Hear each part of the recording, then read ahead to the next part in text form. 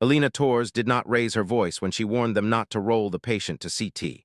She stood at the edge of trauma bay 3 with one gloved hand resting lightly on the rail of the gurney, watching the monitor numbers fall in a pattern that nobody else seemed willing to respect. Around her, machines clicked, the ventilator hissed, and fluorescent lights flattened every face in the room into the same exhausted shade. She could see the narrowing pulse pressure, the subtle fullness at the neck, the uneven chest rise, and the kind of decline that often arrived wearing the disguise of temporary stability. She knew that if they moved him now, he would arrest in the hallway. Dr. Adrian Mercer barely turned his head when she spoke. He had built a reputation on speed, command, and the performance of certainty, and he carried himself like a man who believed hesitation was for lesser people. He dismissed Alina with the efficient cruelty of someone too practiced at it to think of it as cruelty anymore. The residents nearby reacted the way junior people often react when authority gives them permission to be petty. A smile appeared here, a short laugh there, a muttered remark from someone who did not have the courage to be openly rude but still wanted to align with power. Alina did not blink. Her attention never left the patient. The man on the gurney had arrived under a temporary alias. Male, late 30s, blunt force trauma, chest injury, unstable but talking on arrival, airlifted from the coast under unusual security. He carried himself like military even while half-conscious. During triage, before the sedatives fully took hold, he had gripped Alina's wrist just hard enough to leave a pressure mark and formed one strange word with his lips. The word had been Ren. No one else seemed to hear it. Alina had heard it clearly, but her face revealed nothing. Mercer closed the chart and gave the order to move.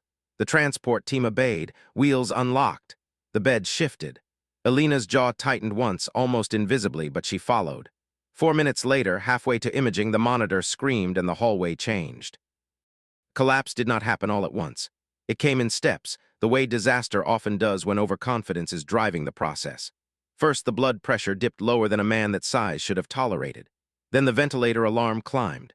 Then the pulse tracing went thin and erratic. By the time the doors near radiology opened, the people escorting the patient were already moving faster, the kind of movement that belongs to people realizing too late that a warning should have been taken seriously. But to understand why that moment hit St. Gabriel Regional like a shockwave, it helps to understand who Alina Torres was before anyone there ever bothered learning her full measure. She had worked at St. Gabriel for 11 months and 17 days. In that time, the hospital had done what institutions often do to people who do not advertise themselves. It had reduced her to a convenient story. She was considered quiet, competent enough, difficult to read, too calm during codes, and a little unnerving to people who preferred their confidence loud. She charted precisely, anticipated needs before they were spoken, and rarely wasted language. She did not gossip. She did not network. She did not perform warmth for the sake of being liked. She took care of patients with exacting attention and went home, in a healthier culture that might have been enough to earn respect. In St. Gabriel, it made her easy to underestimate. The hospital sat in San Diego, polished wherever donors and board members might look closely and strained in all the places where staff actually spent their days and nights. The lobby smelled of expensive coffee and citrus cleaner. The trauma floor smelled of bleach, paper masks, old fear, and procedure. The institution had one public face and another private one, and the private face depended too much on hierarchy. On good days, that hierarchy ran on discipline and trust. On bad days, it became a weapon. Adrian Mercer was one of the sharpest edges of that weapon. He was the director of trauma surgery, a name that carried instant obedience in hallways and conference rooms. He spoke at conferences, charmed cameras, and impressed administrators who liked outcomes but did not always examine the culture beneath them. He could reduce a resident to silence in 3 clipped words and frame it as teaching. He called it standards. The people who worked under him knew it was something harsher. He disliked Alina almost immediately. No one could agree on the exact origin. One nurse believed it started when Alina corrected a medication timing error in front of him during her 2nd week. A respiratory therapist thought it began when Mercer asked where she trained, and Alina answered only that she had worked in a few places, refusing to provide the personal history he assumed he deserved. Someone else swore the trouble began when Mercer tried his usual method of establishing dominance. Public sarcasm, social pressure, the little performance designed to make people crack. And Alina simply met his stare, completed her task, and moved on. Men like Mercer tend to trust visible insecurity. Alina gave him none. Outside work, she lived alone in a small apartment in Mission Hills. Her place was neat, sparse, and quiet. If she leaned just right on the balcony, she could catch a sliver of western sky. She woke before dawn, ran in silence, drank her coffee black and painfully hot, and pressed her uniforms with the kind of care that came from habit rather than vanity. Her locker at work held only spare pens, electrolyte packets, trauma shears, and a faded patch she never displayed. There had been signs, though few people knew how to read them. One was the way she handled helicopter arrivals. Most people new to a trauma floor flinched, even after months when the roof thunder began. Alina never did. The whole building could shake under rotor wash, and she would continue threading lines, checking tubing, securing an airway, or asking clipped practical questions without missing a beat. Another sign came the night a young nurse named Priya dropped a metal tray in the break room. Everyone startled. Alina turned too, but not with surprise. Her body responded as if sudden noise was information before it was fear. Those were not civilian habits. People noticed, but they rarely followed the observation all the way to its truth. Mercer's mockery usually came in cuts small enough to be deniable. He once called Alina the silent sentinel in front of a crowd, using a phrase that sounded complimentary unless you heard the contempt under it. Another day, he remarked that Tors communicated mostly through disapproval while she stood 2 feet away adjusting a monitor lead. When she suggested escalating a sepsis case earlier than planned, he asked if she would also like to perform the surgery or whether omniscience was enough for one shift. Alina never reacted the way he wanted. She did not flush, defend herself, or retreat. She redirected, charted, stabilized, and kept moving. Her lack of visible injury offended him more than open resistance would have. The overnight staff saw more than most. Priya once watched Alina kneel beside an elderly patient who was trembling with fear and explain a procedure so steadily that the woman stopped shaking. A security officer named Malik saw Alina catch a fainting visitor before he hit the tile. An environmental services worker noticed that Alina learned janitorial staff names faster than she learned some physicians' names and thanked them in a way that made clear she actually meant it. These small observations formed a truer picture than the official hierarchy did, but St. Gabriel was not built to reward that kind of seeing. By the morning the helicopter call came in, the floor was already stretched thin. A freeway pileup had filled 2 bays. Staffing was light. Administration was extra tense because a donor committee was touring the renovated wing downstairs, which meant that noise, visible disorder, and anything that might bruise the institution's polished image were being managed with unusual vigilance. Then the radio call came from the roof.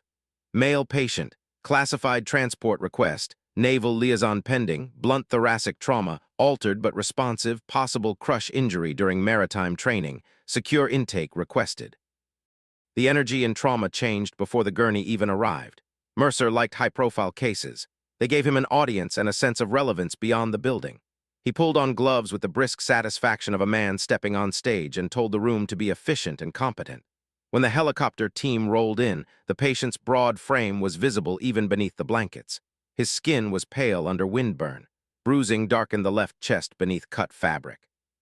The medic delivering report was breathing hard and talking fast, but his eyes flicked once toward Alina as if trying to place something half-remembered. Priya had asked Alina quietly if she was good. Alina was already beyond good. Her attention moved over the patient in one comprehensive sweep: neck veins, skin temperature, finger movement, chest rise, ventilator resistance, monitor pattern. She stepped slightly closer and his eyes opened to the barest slit. His lips formed the word "Ren" before sedatives dragged him back under. The room was loud with orders and equipment and movement, but Alina heard it anyway. The initial assessment moved fast, and not exactly badly, but with the dangerous sloppiness of overconfidence. There was bruising over the sternum, possible rib involvement, falling pressure, rising heart rate, oxygenation that looked acceptable only if you were not watching closely enough. The portable X-ray lagged. The resident on ultrasound hesitated. Mercer, impatient with ambiguity, defaulted to what he trusted most, speed under his own control. He decided on imaging. Alina checked the blood pressure cuff herself and saw the same thing the monitor was already trying to say.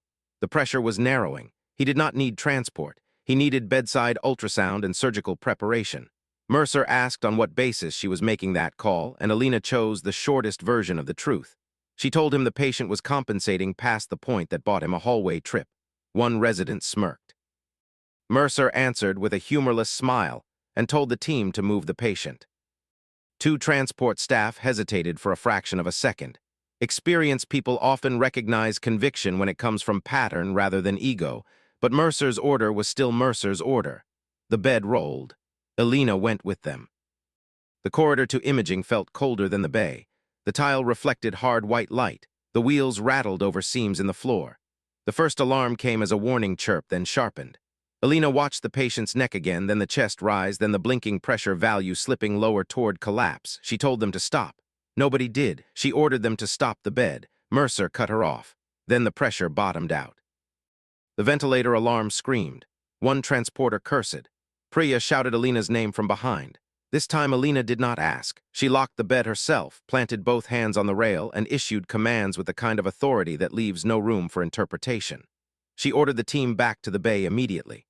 She told respiratory to bag manually, told Priya to call massive transfusion standby and get the ultrasound to Bay 3, told Malik to clear the hallway. People moved at once. They did not move because Mercer told them to. They moved because Alina did. Even Mercer felt the shift. There is a distinct difference between social authority and trained instinct. One depends on title and habit. The other takes over when systems begin failing. As the bed swung around hard enough for a wheel to squeal, Alina leaned over the patient and tracked face, chest, and monitor in one seamless glance. She knew he was not losing this from blood loss alone. Something was choking his cardiac output. Back in the bay, the chaos became focused. The respiratory therapist took over handbagging. Priya tore open supplies.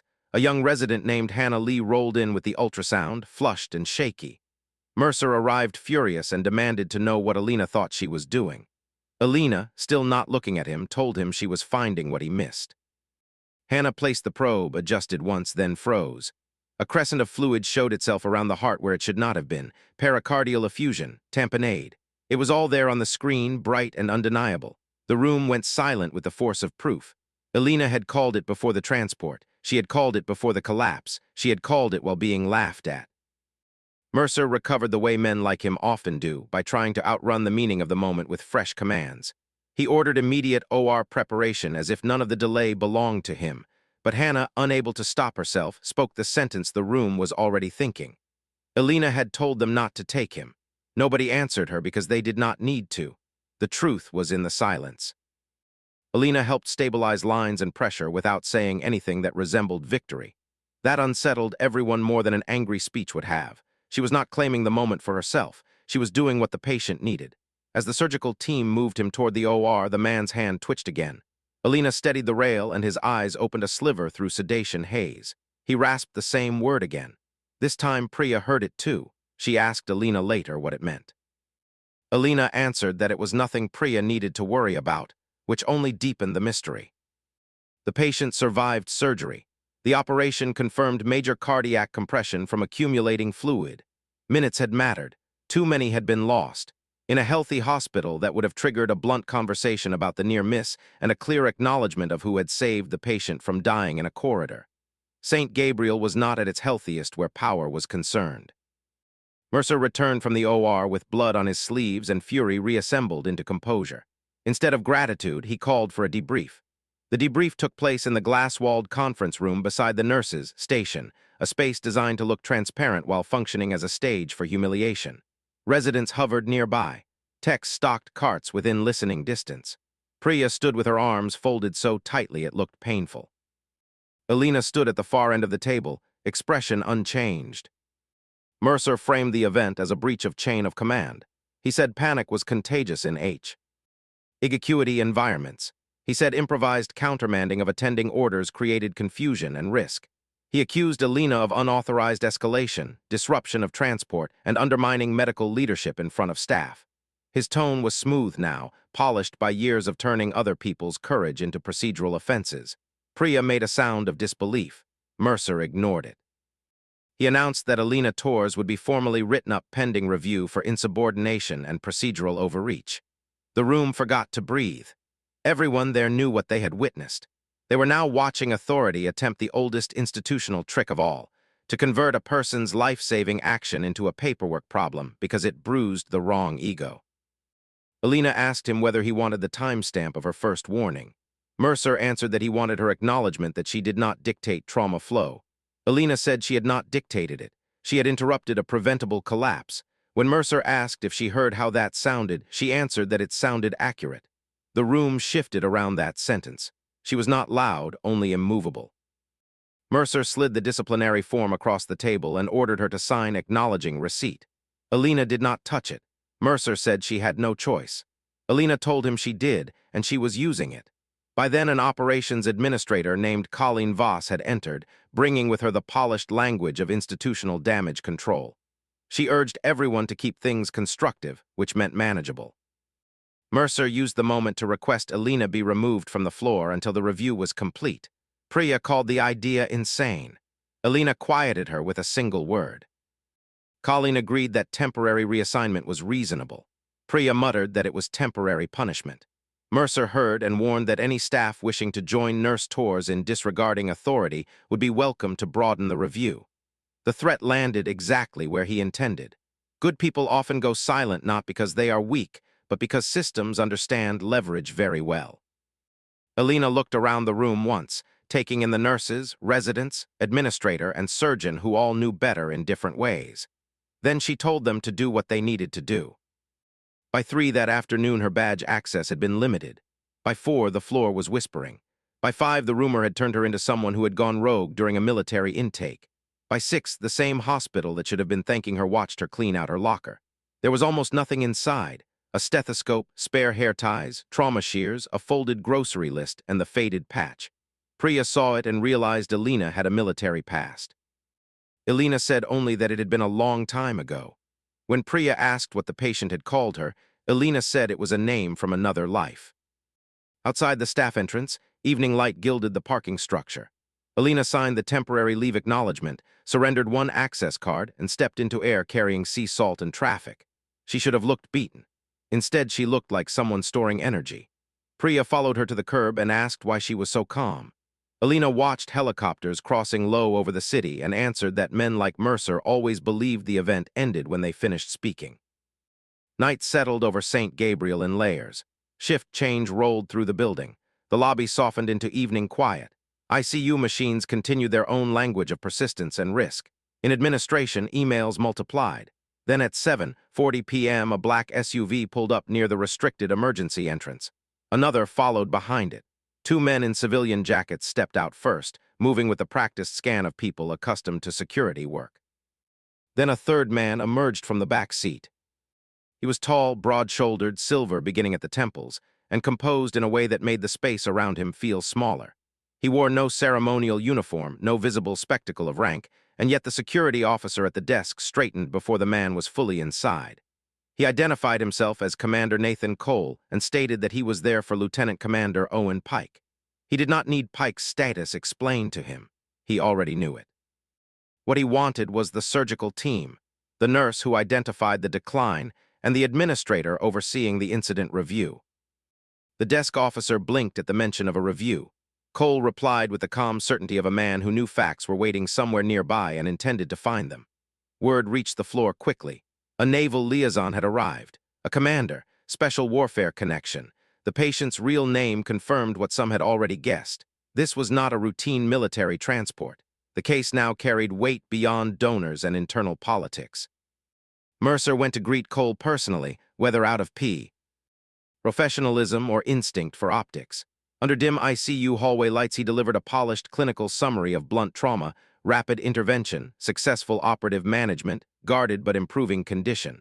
Cole listened without interruption. When Mercer finished, Cole asked who had stopped the transport. Mercer attempted to frame the event as confusion in transit. Cole made it clear that confusion had not been his question. When Mercer finally identified Alina Torres and called her a nurse who had overstepped, Cole repeated her surname once, under his breath, in a tone that suggested recognition. Then he requested the chart, monitor timestamps, transport logs, and any documentation related to the review already initiated. Mercer assured him that the hospital was handling its internal personnel concerns appropriately. Cole turned to him fully and said that if the person being disciplined was the reason his officer still had a heartbeat, then personnel concern was a wildly inaccurate phrase. Everyone near enough to hear it remembered the sentence. In the conference room, the atmosphere changed from internal punishment to preliminary inquiry. Colleen Voss lost some of her composure. Risk management joined by phone. A quality officer named Bernard Hill opened charts with the careful concentration of someone beginning to suspect the paperwork might become evidence. Mercer entered stiff-backed and still certain that, if not reality itself, he could at least manage its perception. Then Nathan Cole walked in behind him and asked that Nurse Torres be brought back. Colleen suggested Alina's statements could be summarized. Cole refused. There was no drama in the way he said it, which gave the refusal more force. 10 minutes later, Priya was outside Alina's apartment building on the phone, breathless and urgent. Alina initially refused to return. Priya explained that this was no longer Mercer's theater. A commander was on site, requesting timestamps, and he seemed to know more than he was saying. After a silence, Alina asked only whether the patient was stable. When Priya confirmed he was, Alina said she would be there in 15 minutes. She returned in plain clothes rather than scrubs, dark slacks, charcoal sweater, hair tied back, no badge. Somehow the absence of a uniform made her seem more formidable. She crossed the lobby without haste. People noticed and quieted. Volunteers pretended to reorganize brochures. Residents turned to their phones. Malik at security spoke her name with apology hidden inside it. Priya met her halfway and led her to conference 2. Inside, Mercer sat rigid at one end of the table. Colleen had traded institutional softness for legal caution. Bernard had the timestamps open. Hannah Lee sat against the wall, pale and visibly burdened by conscience. Nathan Cole stood by the window. When Alina entered, his eyes found her immediately. There was no searching in his look, only recognition. He crossed the room slowly, stopped in front of her, and said the word Ren quietly enough that everyone still heard it. Alina lowered her gaze a fraction and acknowledged him as commander. The room understood very little, but it understood at once that a history had just entered which outranked the social order of the hospital. Cole had Alina recount the events from intake through collapse. She did so with precision and without embellishment. Arrival time, visible signs, concern for impending tamponade, request for bedside imaging, decision to transport, worsening trend, warning in the hallway, collapse, return to the bay, ultrasound confirmation. Bernard matched each point to charted timestamps. Arrival at 11:58. Nurse note recommending immediate bedside reassessment at 12:04 due to narrowing pulse pressure and visible decline. Attending order for CT at 12:06. Transport initiated at 12:08. Rapid deterioration at 12:12. Emergency return at 12:13. Ultrasound confirmation at 12:15. The room could survive a mistake more easily than it could survive documented arrogance. Mercer attempted to retreat into technical doubt, suggesting that hindsight sharpened everyone's memory. Cole answered that memory was not the standard being used. Bernard confirmed that the chart supported Alina's timeline. Mercer shifted to tone and conduct, arguing that the chart did not capture disruption or the destabilizing effect of insubordination in critical flow. Hannah Lee spoke before fear could restrain her. She said there had been no destabilizing effect from Alina. The destabilizing factor had been that Alina was right and they failed to listen. Mercer tried to intimidate her into silence. Cole shut that down with a single word. Then came the question that cut closest to the truth. Cole asked Mercer what exactly had made him discount Alina's assessment when she first raised concern. Mercer answered with hierarchy, not medicine. He said he was responsible for the case. Cole pointed out that responsibility was not an explanation for dismissing an assessment. Colleen tried to drag the discussion toward generalized process improvement, but Cole made clear that process and personal habits were not separate things. If a valid warning was ignored because of who delivered it, then that was both personal and systemic. The mystery tightened when Cole asked what the patient's first spoken identifier had been on intake. No one answered. Priya eventually said that the patient had said Ren. Cole explained that Owen Pike did not hallucinate under stress. He prioritized. He had recognized Alina's voice. That did not answer the room's deeper question, but it sharpened it. The reveal came not as performance, but as formal record. Cole stated that Alina Torres had served 12 years in Navy medicine before entering civilian practice. Her final operational assignment had been as an advanced trauma specialist attached to naval special warfare. She had not been ceremonial, symbolic, or adjacent to serious work. She had been field essential. In that community, he said, trust was not built on polished resumes or hospital titles, but on decisions made under conditions most people never had to imagine. Quiet mattered there. Observation mattered. Seconds mattered. Alina had spent years making life-and-death calls in places where hesitation translated directly into death. Her call sign had been Ren. She earned it because she heard what others missed. She could separate signal from chaos. More than once, men had made it home because of her judgment. The room absorbed the information in pieces. Priya looked stunned, and then furious all over again at how little Saint Gabriel had ever bothered to know about the woman beside them. Hannah seemed to understand all at once. The source of Alina's composure underwrote her thunder and sudden noise. Mercer tried to reclaim ground by noting that military experience did not supersede civilian attending authority. Cole answered that competence superseded ego everywhere. Then he made the point that mattered most. Owen Pike knew Alina from a prior operational theater. He had recognized her voice before induction. His attempt to identify her was not random delirium. So when Alina warned them not to move him, Mercer had not been dismissing a random nurse speculating outside her lane. He had been ignoring one of the most experienced trauma professionals Cole's command had ever trusted. The earlier breadcrumbs fell into place for everyone in the room.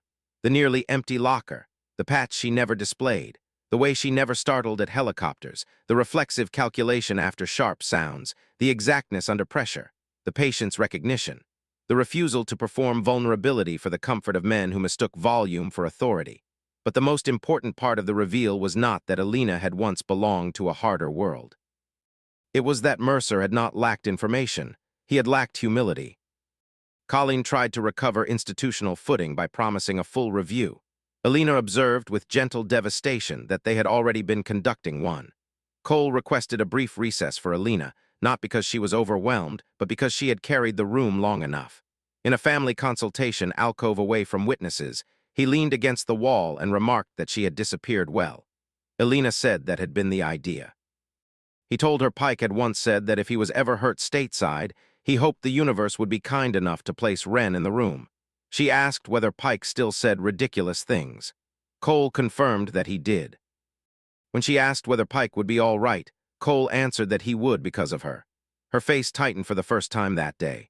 She said she had been too late the first time, referring to a loss the audience did not yet know, but one Cole understood instantly. He told her she had not. The private exchange made clear that some of Alina's quiet came not from detachment, but from old grief carried with discipline. Back in the conference room, the reckoning deepened. Bernard had corridor footage. Respiratory had filed its own incident note. The transport team had submitted statements. Hannah had written a witness account that contradicted Mercer's version directly. Risk management was no longer asking how to contain the situation. It was asking how far it extended. Mercer tried to narrow the argument into protocol, insisting that even if Alina had clinically suspected tamponade, her conduct in the hallway remained inappropriate. Alina answered that she had followed protocol. Bernard confirmed that standing critical instability escalation policy explicitly allowed transport reversal by any licensed clinician present when imminent cardiovascular collapse was suspected, with the attending physician reassuming once the patient was stabilized. Policy itself stripped Mercer of cover. Bernard then stated that the write-up for insubordination appeared unsupport. Ed and that disciplinary action had been initiated before witness collection. Colleen called that not ideal, the kind of phrase institutions use when the truth is worse than they are ready to say aloud. Priya answered that it was one way to put it. Hannah then confessed the part that belonged to her. She admitted seeing the neck distension too when Alina first spoke, but not trusting herself enough to say it. Once Mercer dismissed Alina, Hannah had let that settle the matter in her own mind. She looked directly at Alina and admitted she had been wrong. Alina's answer was neither cruel nor indulgent. She told Hannah not to do it again. It was not absolution, it was instruction. The conversation broadened from one event into structure. Bernard recommended voiding Alina's disciplinary review immediately. Risk management recommended formal investigation of supervisory conduct. Colleen suggested Mercer step back from trauma oversight pending assessment. The chief nursing officer, called from home, expressed grave concern in language carefully shaped to protect both patients and the institution. Mercer stood and asked whether he was being suspended over a disagreement. Cole clarified that the issue was not disagreement. The issue was a documented pattern of suppressing valid escalation and retaliating when challenged. Tonight had simply placed a timestamp on it. Priya then said there were others. When Colleen asked what she meant, Priya described nurses who stopped escalating to Mercer because being right cost too much, residents who learned silence was safer than contradiction, and techs who avoided correcting him even when equipment was wrong because he turned correction into public theater. The room no longer belonged to Mercer. It belonged to accumulated truth. Mercer tried to gather dignity by reminding them that the hospital had trusted him for years. Alina looked at him with something not unlike pity and said that had been the problem. The sentence ended whatever remained of his fixed power in the room. Colleen formally voided Alina's leave. Bernard requested Mercer surrender supervisory authority for the week. Security collected his temporary credentials. The humiliation was deserved and almost completely quiet. By morning, the corrected truth had spread through the hospital with the force of something long suppressed finally finding air. Not rumor now, but timeline, witnesses, commander involvement, review panel, policy confirmation, Mercer removed from oversight. The mood on the floor shifted in visible increments. A respiratory therapist brought Alina coffee without knowing how she took it and looked embarrassed at the gap in his knowledge. Malik at security greeted her too formally before catching himself. A resident who had laughed the day before stepped aside so fast he nearly collided with a cart. Alina accepted none of it as tribute. She arrived for shift at 6:45 a.m., reviewed her patients, checked medications, adjusted pumps, and returned to work as if the point had always been the work and never the recognition. Later that morning, she went to ICU where Owen Pike was awake enough for brief conversation. Cole was there already. Pike looked battered in the ordinary clinical way serious injury does to the strongest people, but his eyes were clear. He told Alina that either he had died and found himself in a highly specific afterlife or Ren still had impossible timing. Alina answered that he looked terrible, which reassured him. Cole observed that it was the brightest thing Pike had said since extubation. Pike admitted he had heard Alina's voice in the trauma bay and known he would be fine. Alina told him that was reckless confidence. Pike replied that it had not failed him yet. The trust between them was too deep to be mistaken for politeness and too unperformed to be theatrical. Outside the room, Priya waited under the pretense of reviewing a chart and asked whether Pike knew Alina like that. Alina answered simply that they had crossed paths. Priya asked whether Alina saved lives in every city she visited. Alina said only the lives of people who insisted on being difficult. Priya then said Alina could have told her about her past. Alina asked whether it would have changed how Priya listened to her in the hallway the day before. Priya realized that it would not have, and Alina told her that was exactly the point. Respect should not require hidden elite credentials to become available. The hospital's chief executive visited the trauma floor later that day with polished apologies and careful phrases about valuing her contributions, regretting the handling, and committing to a culture of psychological safety. Alina listened, then told him to make sure the next nurse did not need a commander in the building for the hospital to believe her. That sentence traveled the building almost as quickly as the first one had. In the week that followed, the review expanded. Complaints emerged not as gossip, but as pattern. A surgical tech described being mocked for flagging equipment readiness. 2 nurses described being publicly belittled after escalating unstable vitals. A former resident sent a written account from another hospital, explaining that the safest way to survive Mercer's rotation had been silence unless he had already reached the same conclusion.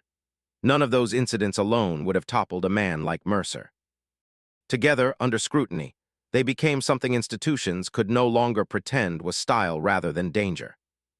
Mercer resigned before the final disciplinary findings were published. Officially, he left to pursue other opportunities. Unofficially, everyone knew what it meant. His authority had depended on appearing infallible. Once that illusion cracked under documentation and witnesses, it could not be restored by title alone. St. Gabriel announced mandatory escalation review training, refreshed cross-disciplinary authority protocols, and reintroduced anonymous reporting channels in a form that this time appeared to function. Administrators framed the changes as renewed commitment to safety culture. Staff called it the Tours effect. Alina disliked the label on site. Priya used it anyway. One evening in the staff lounge, over vending machine tea and under bad fluorescent light, Priya told Alina that administration wanted her to help lead the new escalation workshop. Alina said she already worked there, as if that settled the matter. Priya called it avoidance.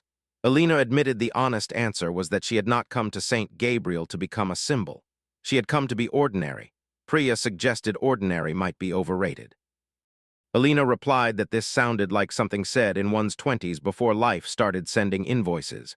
Priya insisted it still sounded true. Alina finally said she would think about it, which from her was almost a yes.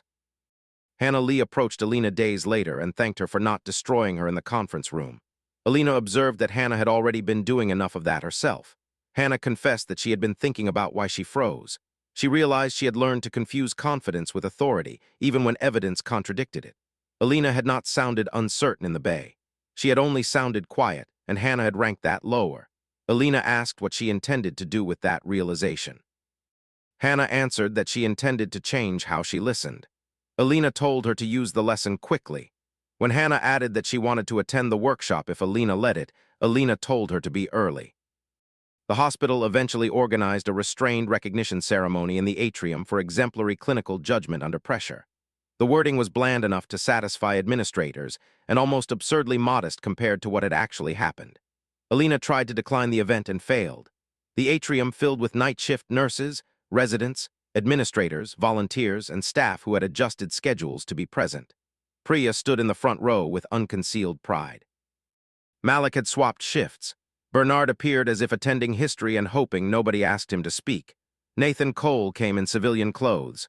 Owen Pike, still pale but walking, came slowly beside him. The chief executive gave a speech about teamwork, vigilance, and learning.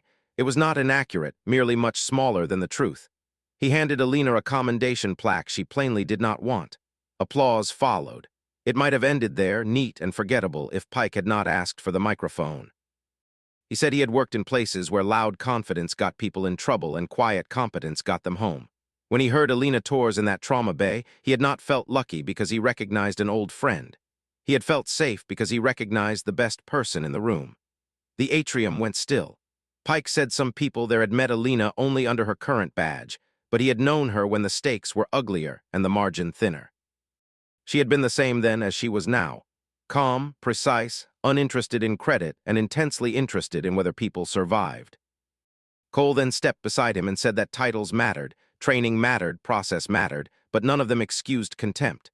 If the hospital wanted to honor Alina properly, it should not merely applaud her.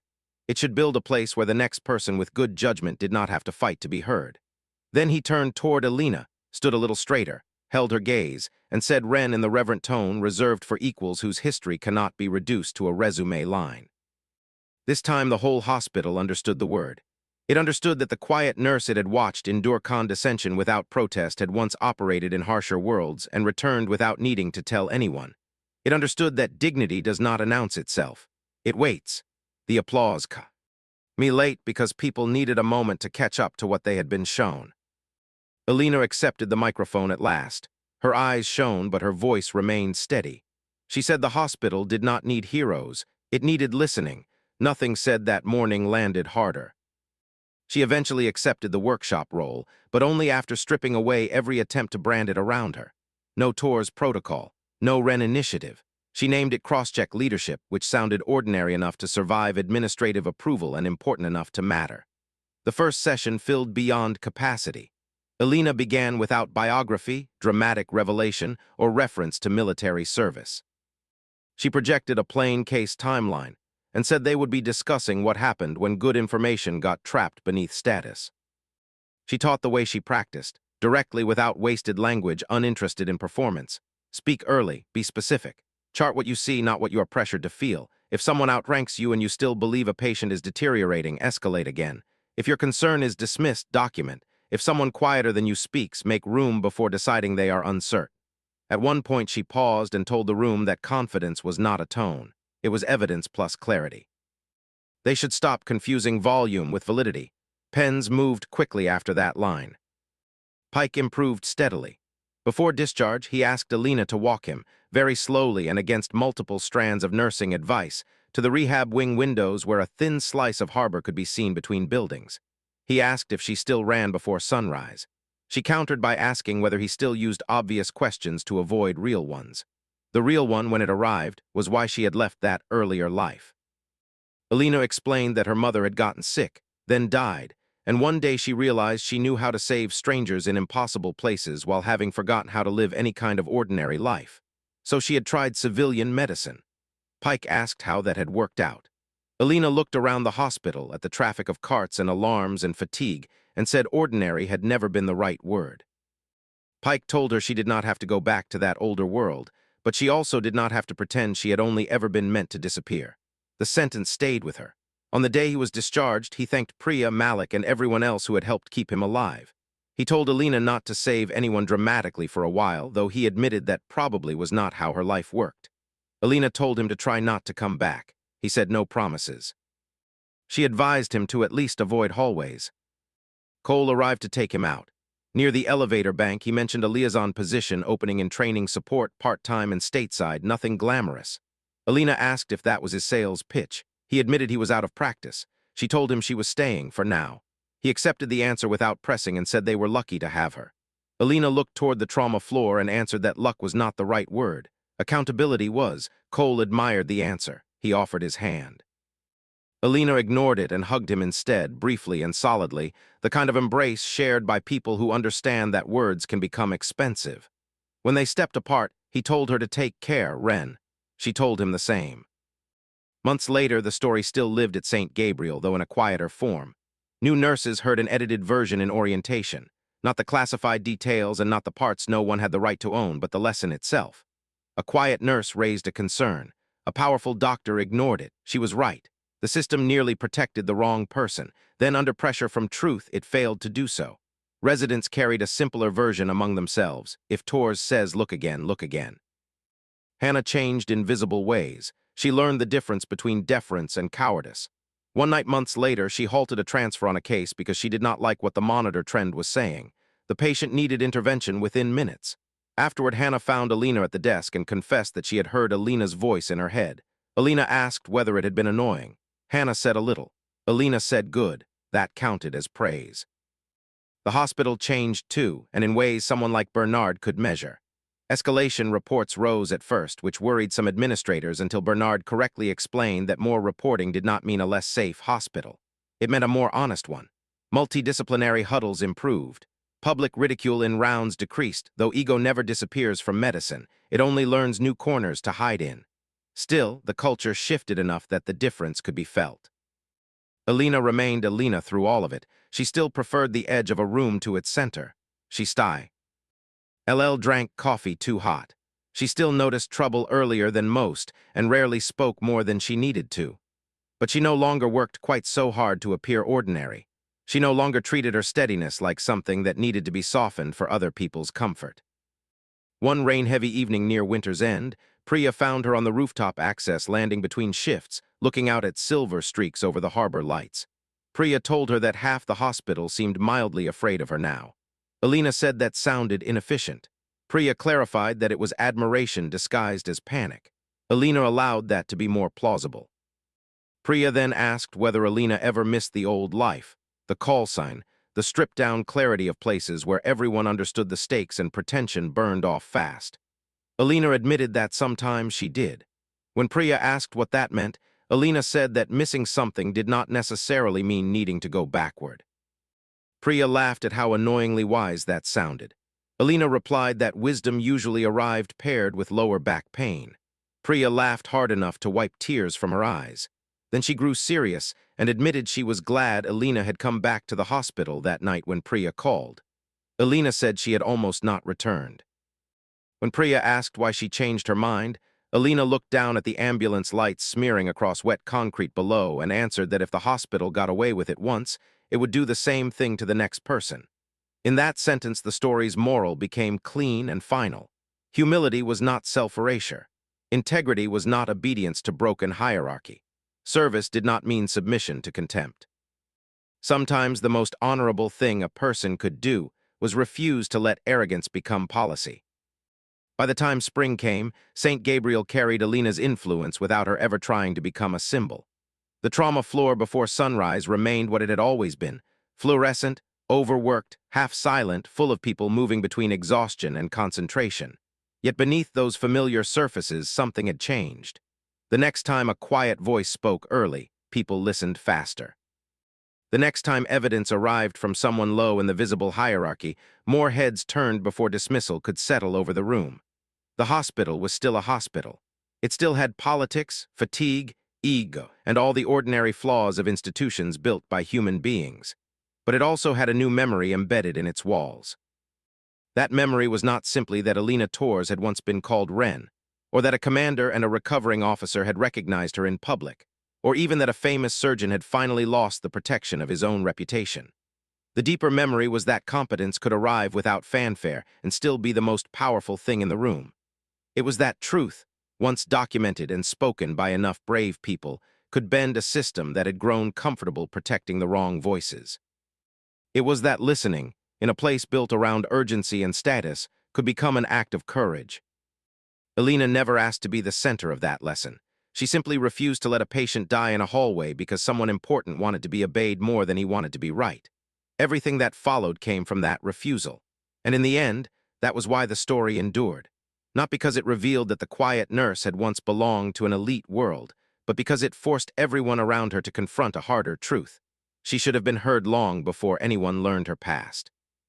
Her history explained her skill, but it did not create her worth. Her worth had been there from the first moment she looked at a monitor, saw the pattern no one respected, and understood what pride was about to cost. If you want, I can do a second pass and make this even tighter into a clean narrator-style script with an exact target of 9,500 words.